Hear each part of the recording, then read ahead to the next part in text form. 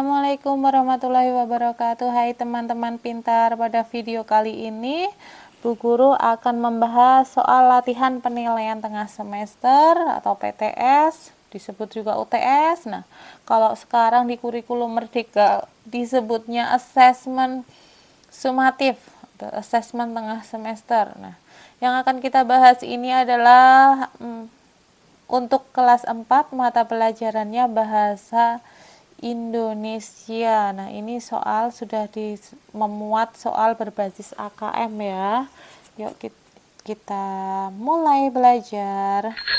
Lambang uang rupiah adalah ARPH, BRP, CR, DRU. Rupiah itu adalah lambangnya pakai RP. 2. Bentuk huruf yang tepat untuk nilai angka Rp23.510. Cari ya. 23.510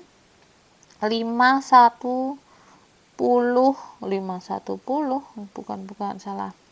B 23.510 ribu, ada ribunya salah. C 23.500 ribu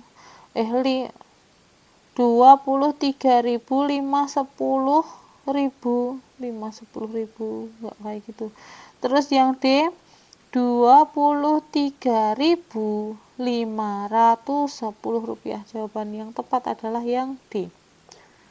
Selanjutnya, penulisan angka di awal kalimat yang tepat adalah, nah ini yang diperhatikan adalah yang di depan ini, yang di awal-awal. Kalian perhatikan ini 4 dari pilihan A, B, C, D. Itu yang paling beda adalah yang A. Kenapa yang A? Nah, kalian lihat, ini penulisan angka, yang lainnya itu langsung pakai angka, sedangkan yang A itu menggunakan huruf atau, nah, jawabannya pakai nama bilangan ya, 100. Kalau yang bawah itu namanya lambang bilangan. Nomor 4, penulisan nominal 87.000 ya, berarti ini salah, ini juga salah. 87.800 rupiah. Bentuk angkanya kita cek lagi, 87.800 rupiah. Oke, betul yang C ya. Kemudian nomor 5, di bawah ini hal-hal yang tidak perlu diperhatikan dalam menyajikan teks prosedur adalah titik-titik. A. Bahasa yang komunikatif. B. Mencantumkan keterangan. C. Disertai gambar dan ilustrasi. D. Menceritakan kesulitan dalam membuat teks prosedur. Nah, ini yang tidak perlu dituliskan tuh yang D. Nggak usah kita curhat menceritakan kesulitan membuat teks prosedur, itu tidak penting ya untuk penyajian teks prosedur. Nomor 6, perhatikan kalimat-kalimat petunjuk berikut. 1.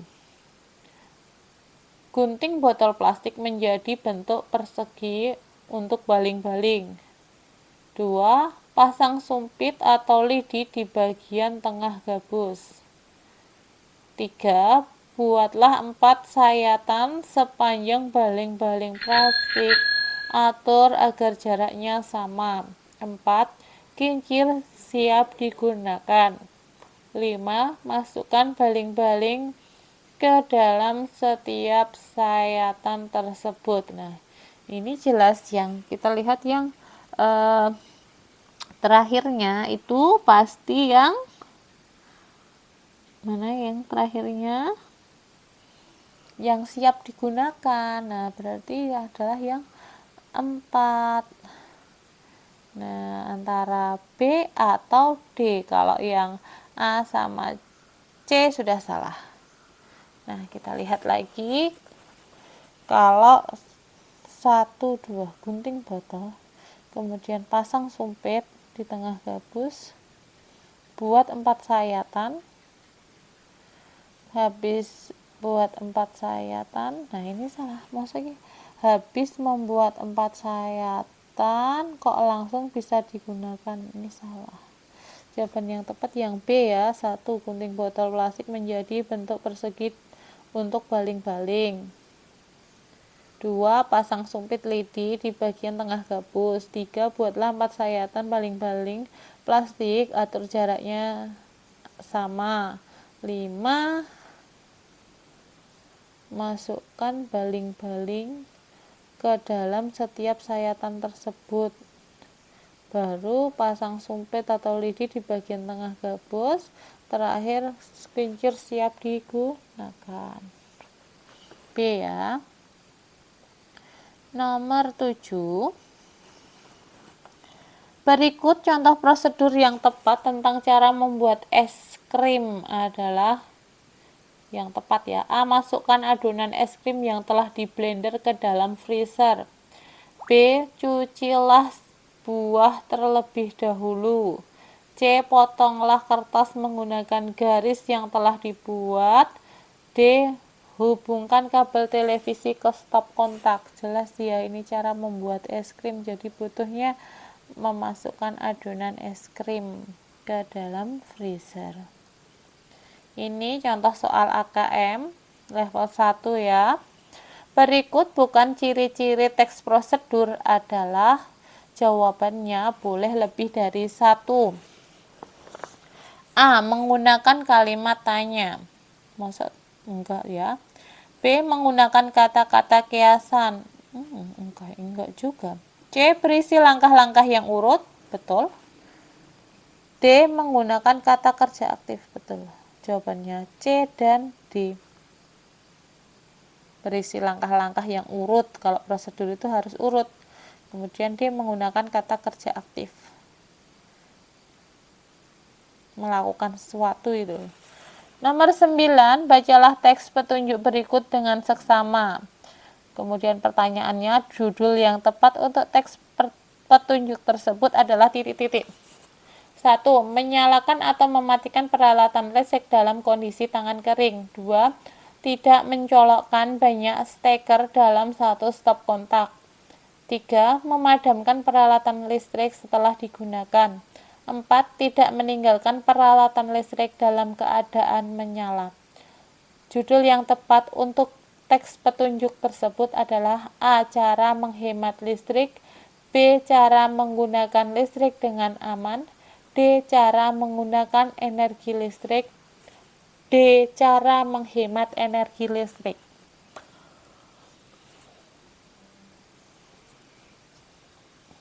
Kalian perhatikan lagi teks petunjuknya.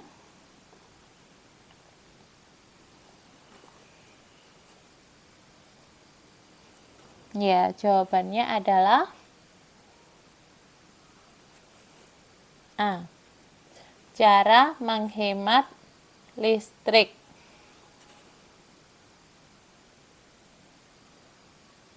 Infografik untuk mengerjakan soal nomor 10 dan 11. Ini adalah soal AKM level 2. Panduan kesehatan bertransaksi uang tunai. Nah, ini pas masa-masa COVID itu ya. Kita lihat ya pertanyaannya. Nih, nomor 10, infografik tersebut menyampaikan tentang A. Petunjuk kesehatan bertransaksi menggunakan uang tunai. B. Petunjuk mencuci tangan setelah menerima uang tunai. C. Petunjuk berbelanja online selama pandemi COVID. D. Petunjuk mengambil uang di ATM. Jawabannya adalah A ya, jelas judulnya sudah kelihatan besar tadi, petunjuk kesehatan bertransaksi menggunakan uang tunai.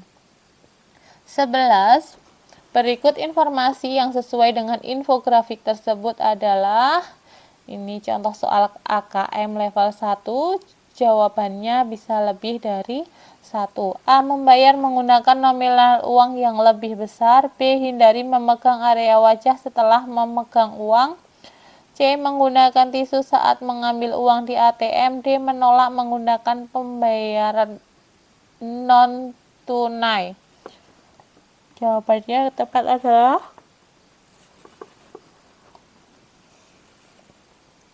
B dan C. Hindari memegang area wajah setelah memegang uang. Itu karena uang itu adalah sarang kuman karena berpindah dari tangan ke satu ke tangan yang lainnya. Terus yang C, menggunakan tisu saat mengambil uang di ATM. Karena kita tidak tahu tadi uang itu dari mana. Ataukah yang tadi megang sedang flu atau terkena COVID, kayak gitu kan sangat bahaya. Selanjutnya, kutipan teks untuk mengerjakan soal nomor 12 sampai 14. Aku tersenyum melihat gaya ramah Arman, sepupuku. Tangannya terentang terbuka lebar menyambut kedatanganku di Bandara Umbu Mehangkunda di Waingapu, Sumba Timur. Arman memang sepupu paling baik yang kupunya. 12. Yang bukan kalimat efektif dalam kutipan teks di atas terletak pada kalimat titik-titik A1, B2, C3, D1, dan 2. Jawabannya adalah yang C. Nah, kalimat ketiga.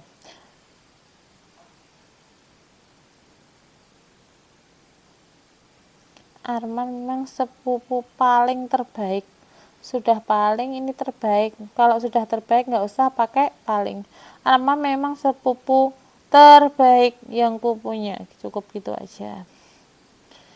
13. Kalimat efektif pada kutipan teks di atas terletak pada kalimat tadi yang tidak efektif yang nomor 3. Yang efektif adalah jawabannya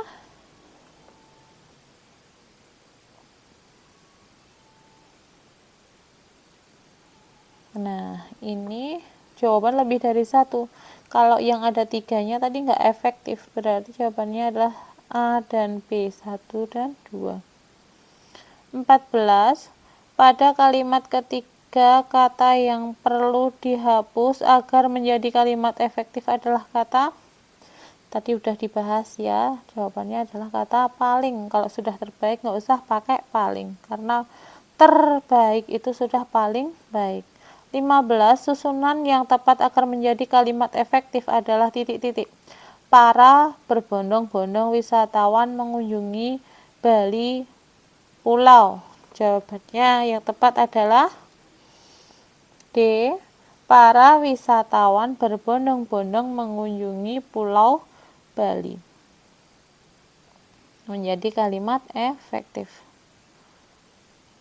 Selanjutnya, puisi inti untuk mengerjakan nomor 16 sampai 18. Indonesia negeri pusaka, banyak tersimpan emas permata, hutan, gunung, sawah, dan samudra, keindahan yang memesona.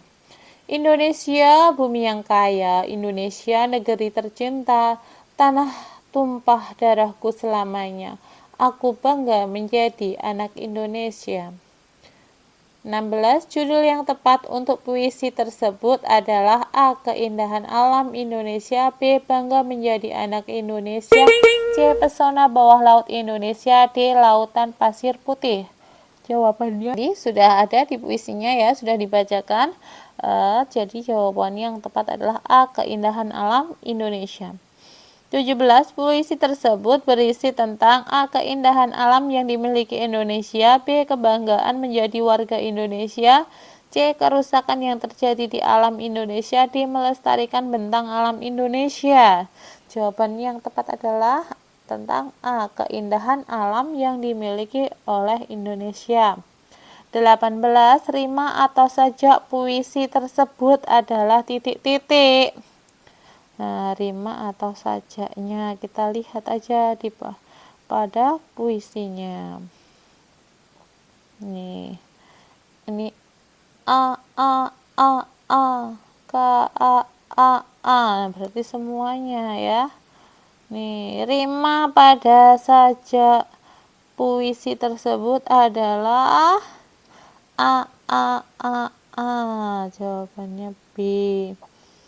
Ya, selanjutnya nomor 19, Andre menjadi anak emas kedua orang tuanya. Makna anak emas adalah pada kalimat di atas adalah A. Anak kesayangan, B. Anak kandung, C. Anak pertama, D. Anak terakhir. Anak emas itu adalah kesayangan karena diibaratkan emas itu mahal gitu ya. Kemudian nomor 20, Tante Dewi tidak henti-hentinya menasihati Gilang, tetapi sifat Gilang yang titik-titik membuatnya selalu enggan menerima nasihat siapapun. Majas metafora yang tepat untuk mengisi bagian rumpang adalah majas metafora yang tepat adalah jawabannya adalah A. Kepala batu tidak mau menerima nasihat orang lain, itu namanya kepala batu. Nah, sekian ya pembahasan soal kita, soal bahasa Indonesia di asesmen tengah semester kelas 4. Semoga yang kita bahas tadi memperkaya ilmu kalian sehingga nilai kalian nanti ulangannya bagus-bagus ya. Kemudian ini soft filenya ada di link deskripsi, nanti kalian bisa download, bisa di print untuk latihan gitu ya. Nah, ini pada filenya itu sudah dilengkapi dengan soal-soal isian dan juga soal uraian, bisa kalah untuk kalian latihan di rumah. Silahkan dikerjakan sendiri, nanti tetap dengan bimbingan orang tua atau kalian bisa belajar bareng sama teman. Cukup sekian dulu ya, sampai jumpa di video selanjutnya. Dadah, bye bye, assalamualaikum.